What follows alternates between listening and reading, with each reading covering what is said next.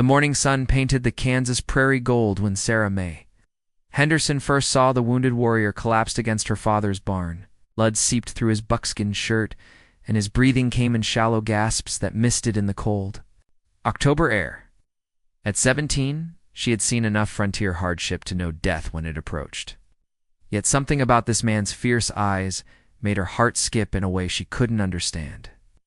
"Papa's going to kill me," she whispered to herself, clutching the worn quilt her grandmother had sewn before the cholera took her. But as she knelt beside the stranger, his hand reached out weakly, fingers trembling. And Sarah May felt something shift in her chest, a warmth that had nothing to do with the rising sun. She wrapped her precious blanket around his broad shoulders. Without hesitation, the quilt had been her only comfort through the long nights after Mama died, through Papa's drinking, through the loneliness that seemed to stretch as endless as the prairie itself. Now watching this man's eyes flutter closed. Beneath her grandmother's patchwork, Sarah May knew she'd never been more certain of anything in her life. "What's your name?" she asked softly, though she doubted he could hear her. His lips moved, barely a whisper. "Running Wolf." Oh. The name sent a chill through her that had nothing to do with the morning air. Everyone in 3 counties knew of Running Wolf, the Lakota warrior who'd been leading raids against the railroad crews. The man with a bounty on his head that could buy a small farm. Yet here he was, vulnerable and bleeding, looking nothing like the savage monster the newspapers described. "I should turn you in," she said, but her hands were already checking his wounds, tearing strips from her petticoat to bind the bullet. Hole in his shoulder. That bounty money could change everything for Papa and me. Running Wolf's eyes opened, meeting hers with an intensity that made her breath catch. "Then why don't you?" Sarah May stared at him, searching for an answer she couldn't name. Maybe it was the way he looked at her, not with the crude hunger she'd grown accustomed to from the cowboys and drifters who passed through town, but with something deeper. Respect, wonder, as if she were something precious he'd found in an impossible place. "I don't know," she admitted, and it was the truth. Over the next 3 days, Sarah May nursed Running Wolf in secret, bringing him water and food from her own meager supplies. She told her father she was tending to a sick calf in the far barn, knowing his bad leg would keep him from checking her story. Each day, Running Wolf grew stronger, and each day, the connection between them deepened into something that felt both inevitable and impossible. He told her about his people, about the sacred lands being torn apart by railroad tracks and mining claims. She told him about her dreams of seeing the ocean, of escaping the endless sameness of prairie life. They discovered they were both orphans in their own way. The last of his family line, she, trapped by duty to a father who drowned his grief in whiskey. "In my tribe," Running Wolf said on the 3rd evening, his voice growing stronger, "we believe souls recognize each other across lifetimes. I think I have known you before, Sarah May Henderson." The way he said her name with careful reverence made her heart race. She was falling in love with a man she was supposed to fear, a man whose very presence in her life could destroy everything. She knew. "You can't stay," she whispered, though the words felt like they were tearing her apart. "I'll kill you if they find you here. They'll kill us both." Running Wolf reached for her hand and she let him take it. His touch was gentle, calloused from years of riding and fighting, yet tender in a way that made her want to weep. "I know," he said, "but I want you to know something before I go. In all my years of war, of anger, of loss, I have never known peace until I looked into your eyes. You gave me more than your blanket, Sarah May. You gave me hope." That night, Sarah May lay awake staring at the ceiling, her heart torn between love and fear. By morning, she had made her decision. She would go with him. The plan was simple. Running Wolf would leave at dawn, heading north toward the Badlands. Where his remaining people waited, Sarah May would follow on foot, meeting him at Devil's Creek, 5 miles from the farm. They would disappear together into the wilderness, leaving behind the hatred and prejudice that made their love impossible. But as Sarah May crept toward the barn in the pre-dawn darkness, her heart stopped. Silhouettes moved in the gray light, dozens of them surrounding the farm. Warriors on horseback, their war paint visible even in the dim light, their weapons gleaming, 200 Lakota. Warriors had come for their war chief. Sarah May's father emerged from the house, rifle in hand, his face pale with terror. Behind him came Sheriff Morrison and 6 deputies, all armed and looking like they'd rather be anywhere else in the world. "Running Wolf," her father shouted toward the barn. "We know you're in there. Come out with your hands visible and maybe we won't." Burn the whole place down. Sarah May's blood turned to ice. Someone had betrayed them, but who and how? The barn door opened slowly, and Running Wolf stepped out, his hands raised but his back straight with dignity. Even wounded, even outnumbered, he looked every inch the warrior chief he was. The morning sun caught the edges of Sarah May's grandmother's quilt, still draped around his shoulders. "I am here," he said simply. The lead warrior, a fierce-looking man with graying braids, urged his horse forward. "My chief," he said in English, his voice carrying both relief and reproach. "We have searched for you for days. The people need you." "I know, Gray Eagle," Running Wolf replied, "but I have found something here worth more than war." Eyes found Sarah May, where she hid behind the water trough, and she felt her heart break and heal simultaneously. Even now, surrounded by enemies and friends who might both see her as a threat, he was protecting her with his silence. Sheriff Morrison stepped forward, his badge catching the light. "Now hold on there, Chief. You're wanted for raids on railroad property, attacks on supply wagons, and murder. These good folks here want justice." "Your justice," Running Wolf said quietly. "Took my people's land, killed my family, and drove us from the only home we ever knew." "What justice do you offer for that?" The tension stretched taut as a bowstring. 200 warriors against 8 white men and 1 terrified farmer. Sarah May could see fingers hovering over triggers, could feel violence gathering like a thunderstorm. When she made the choice that would change everything, she stood up. "Wait," she called out, stepping into the open space between the 2 groups. Every eye turned to her, white and Indian alike, and she felt the weight of their judgment like a physical thing. "Please, just wait." Her father's face went white. "Sarah May, get back in the house this instant." But she walked steadily toward Running Wolf, her chin raised, despite the fear that threatened to buckle her knees. When she reached him, she took his hand in full view of everyone present. "This man is not a murderer," she said, her voice carrying farther than she'd expected. "He's been here 3 days, hurt and helpless, and he never once threatened me or Papa. All he wanted was to heal and return to his people." "Sarah May," her father said desperately, "you don't know what you're saying. I know exactly what I'm saying, Papa." She turned to face the crowd, Running Wolf's hand warm and steady in hers. "I gave him my blanket because he was dying. I gave him food because he was hungry. I gave him shelter because it was the Christian thing to do. And if that makes me a traitor to some of you, then so be it." Gray Eagle studied her with sharp eyes. "White girl," he said finally, "you have shown kindness to our war chief when your people would have left him to die. This is a brave thing, but bravery does not make you Lakota." "No," Sarah May agreed, her heart hammering, "but love might." The words hung in the air like smoke from a gunshot. Her father made a sound like a wounded animal. The deputies shifted nervously. The warriors sat motionless on their horses, waiting, running. Wolf squeezed her hand. "Sarah May," he said quietly, "you don't understand what you're saying. If you come with me, you can never return to this world. You would be giving up everything, your people, your way of life, everything familiar." She turned to look at him. This man who had taught her that love could exist beyond the boundaries others set, that hearts could recognize each other across any divide. "What would I be giving up?" she asked. "A life of loneliness on a failing farm. A father who drinks away his grief every night. A town that sees me as nothing more than an old maid in the making." She shook her head. "I'd rather have 1 day of real love in the wilderness than a lifetime of emptiness here." Sheriff Morrison cleared his throat. "Now, miss, you're clearly not thinking straight." This man," Sarah May interrupted, fire in her voice, "has shown me more respect and kindness in 3 days than I've received from white men in 17 years. Judge him by his actions, not the color of his skin." Gray Eagle rode his horse closer, studying her intently.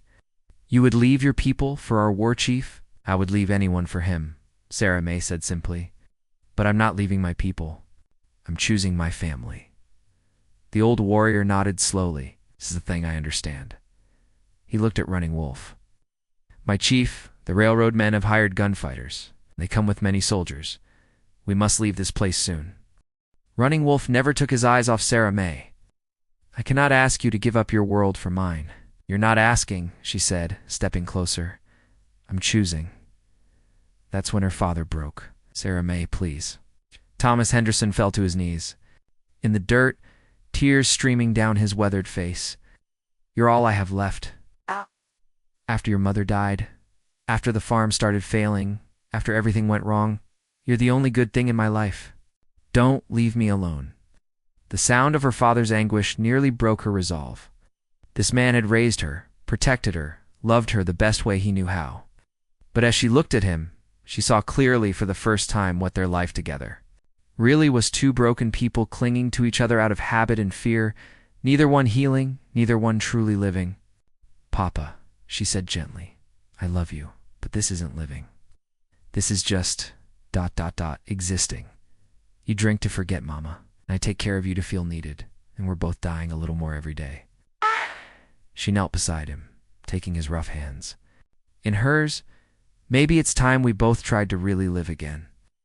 Maybe we both need to find our own way to heal. Thomas Henderson looked up at his daughter, seeing her clearly, perhaps for the first time since his wife died. Sarah May was no longer the frightened girl who'd needed his protection. She was a woman, brave and strong, making a choice he couldn't.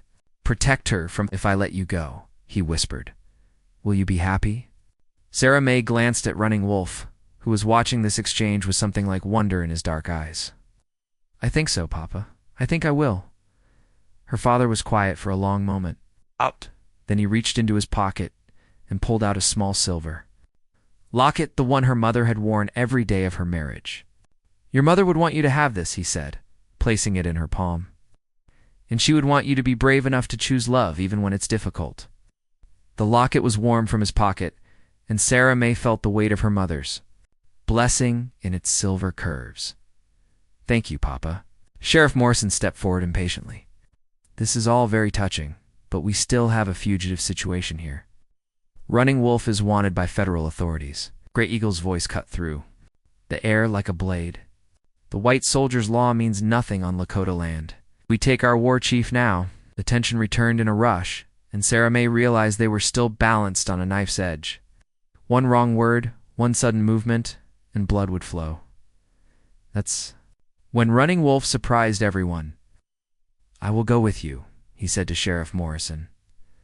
The words hit Sarah May like physical blows. What? No, you can't, Sarah May. Running Wolf's voice was calm, but she could see the storm in his eyes. If I run now, they will hunt me forever. They will hunt you. Your father, your town, everyone you care about will suffer because of me. I don't care about the town, she said desperately. I care about you. He cupped her face in his hands, thumbs brushing away tears she hadn't realized were falling. And I care about you. It's too much to let you live as a fugitive, always running, always afraid. You deserve better than that. I deserve to choose, she said fiercely, and I choose you.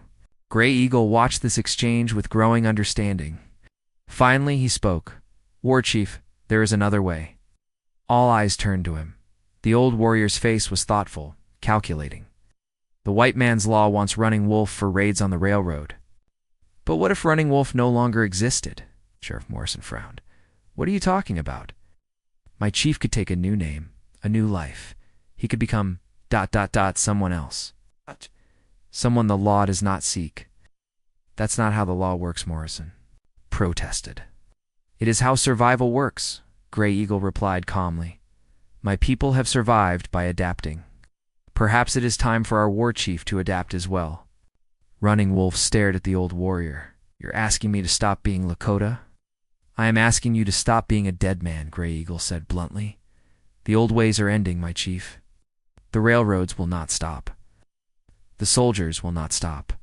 But you have found something worth living for instead of dying for. He gestured toward Sarah May. This woman has shown courage that honors our people. Perhaps it is time to honor her courage by choosing life. The silence stretched long. and tense. Sarah May could see the war in Running Wolf's eyes, between duty and love, between the past and the future, between the man he had been and the man he might become. Finally, he spoke. What would this new life look like? Sheriff Morrison shifted, uncomfortably. Now hold on. Even if he wanted to change his ways, there's still the matter of those warrants. What if those crimes were committed by someone else? Grey Eagle asked mildly. What if the man you seek disappeared forever? You're talking about faking his death, Morrison said flatly. I'm talking about rebirth, Grey Eagle corrected. A common thing among my people. Sarah May felt hope blooming in her chest like a prairie flower after rain. Could it work? Running Wolf looked at her, then at the warriors surrounding them, then at her father still kneeling in the dirt. When he spoke, his voice was quiet but certain. I have been Running Wolf, the war chief, the enemy of the white man's railroad.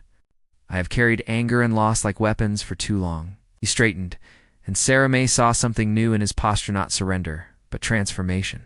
If I could become someone else, someone who could build instead of destroy, someone who could love instead of fight, yes, I would choose that life. Grey Eagle nodded approvingly, and Running Wolf dies here in this place where he found love and a new man is born. What would his name be? Sarah May asked softly. Running Wolf looked at her, and for the first time since she'd found him bleeding against the barn, she saw him smile. What would you call a man who found his home in the eyes of a brave woman? She thought of her grandmother's quilt, of the comfort it had brought through long, dark nights. She thought of the way he'd looked at her these past 3 days like she was home itself. Samuel, she said without hesitation. Samuel Wolf, a good, strong name for a good, strong man. Samuel Wolf, he repeated, testing the sound. Sheriff Morrison looked between them, clearly uncomfortable with the entire situation. Even if I were willing to go along with this regular arrangement, there's still the matter of those warriors. Federal authorities aren't going to be happy about 200 armed Indians on American soil. Grey Eagle's expression grew cold. This has always been Indian soil, Sheriff. Your people's papers do not change the truth of the land. The tension began to rise again, but Thomas Henderson surprised everyone by speaking up from where he still knelt in the dirt. What if they weren't warriors? He said quietly.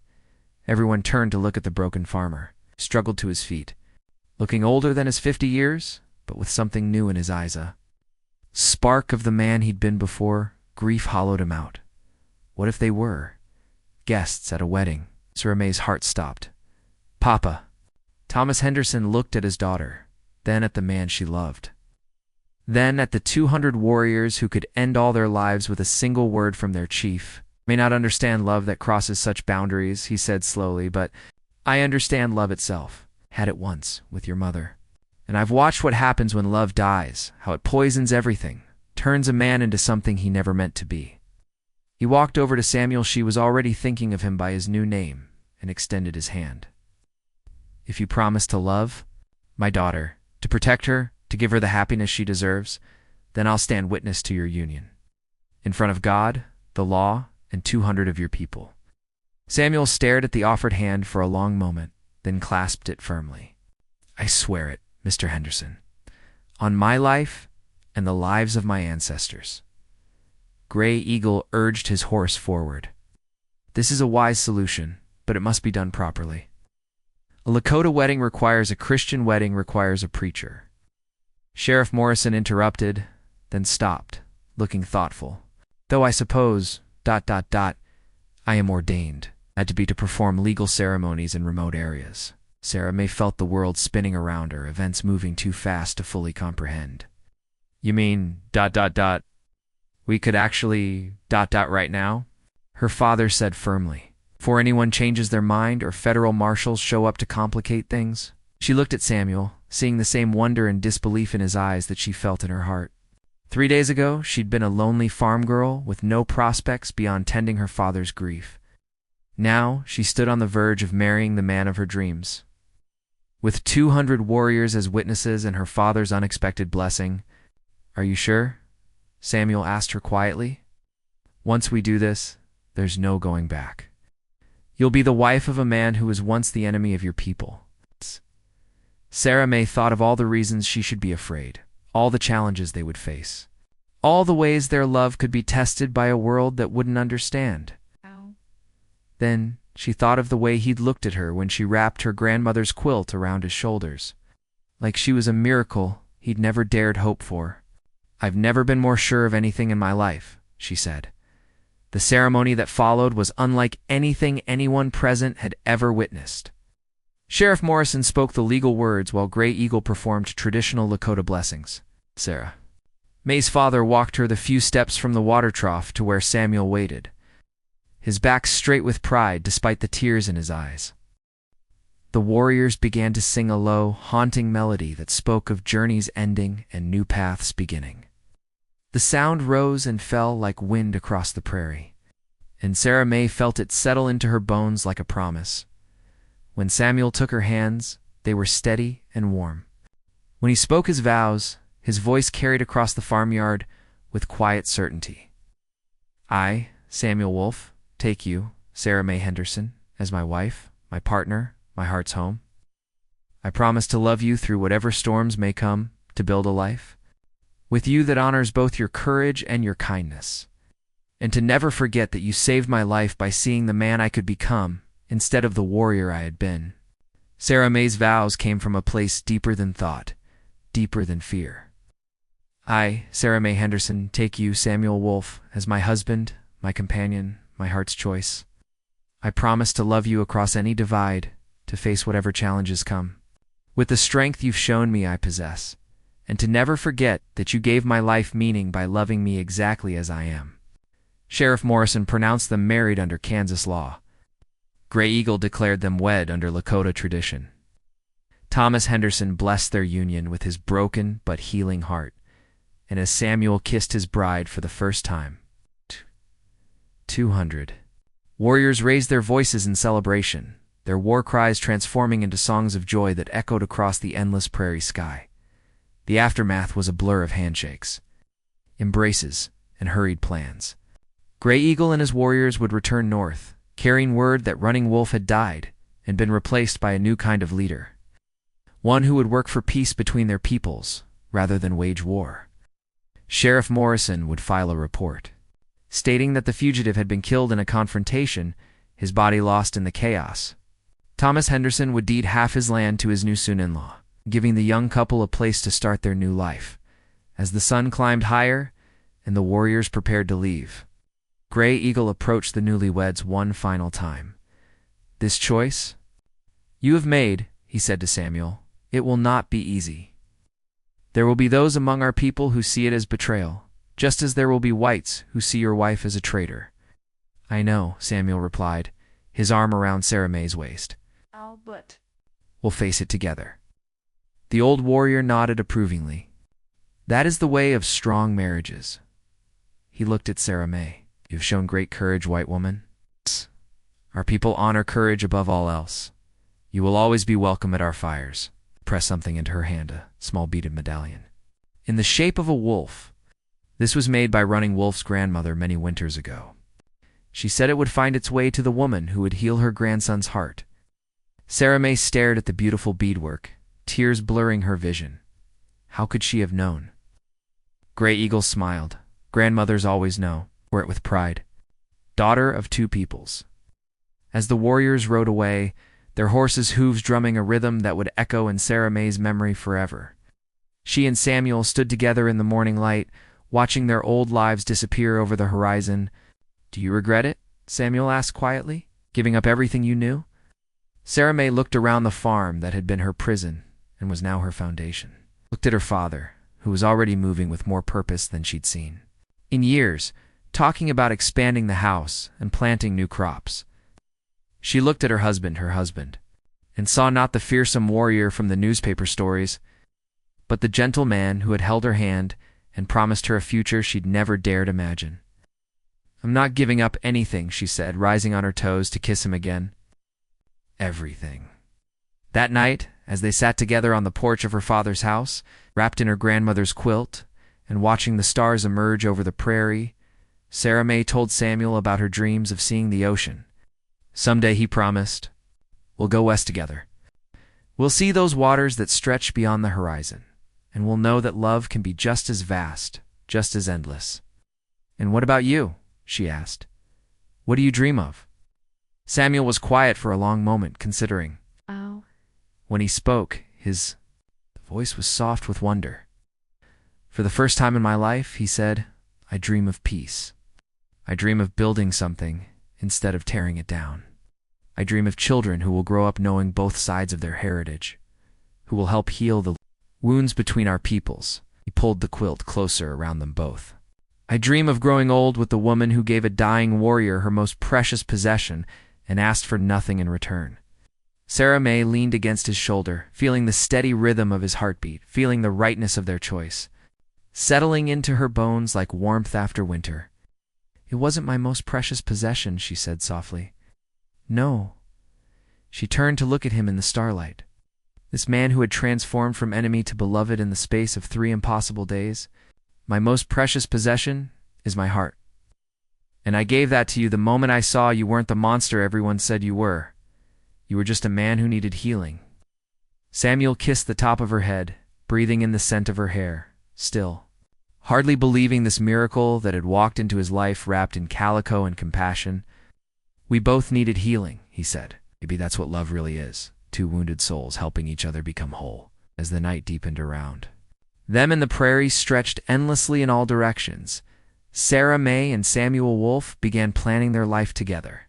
They would face challenges, certainly. There would be those who questioned their union, who saw their love as a betrayal of everything they thought they knew about the world, but they would face it all together, strengthened by a love that had already proven it could bridge any divide, overcome any obstacle, transform any heart, brave enough to believe in second chances. And somewhere in the darkness beyond the farmhouse, carried on the night wind like a blessing, they could still hear the echo of warrior songs, not war cries now, but celebration of a love that had chosen peace, a courage that had chosen hope, and 2 hearts that had found their home in each other under the endless western sky. The young girl who had given her blanket to a dying Indian had become a woman who gave her heart to a man ready to live again. And in that exchange, both had found something more precious than gold, more lasting than revenge, more powerful than fear. They had found love that could redeem any past, heal any wound, and light the way to any future brave enough to believe in the impossible. As the stars wheeled overhead and the prairie whispered its ancient songs of survival and hope, Sarah May Wolfe fell asleep in her husband's arms, her grandmother's quilt keeping them both warm, her mother's locket gleaming silver in the starlight surrounded by all the love she'd ever known and all the love she was yet to discover. And in the morning, they would begin building their new life together, one day at a time, one choice at a time, one act of love at a time, proving that sometimes the most powerful weapon against hatred is simply 2 people brave enough to love each other across any divide the world might place between them.